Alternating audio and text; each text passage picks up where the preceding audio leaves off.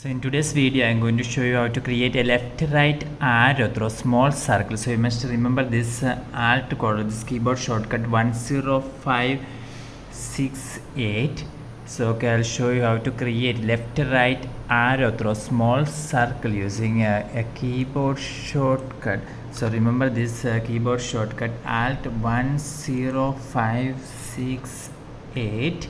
So I'll show you. You must open your Microsoft Word in your computer, and after that you can go to your computer keyboard. In your Windows keyboard, first you must press this number lock key. Now you have enabled the number lock.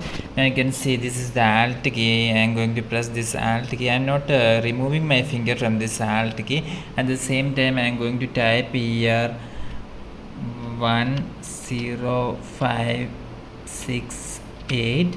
So after typing 10568, I am releasing my finger from this Alt key. Now you can see that we have created this symbol in our computer. For more videos you can subscribe. Thank you.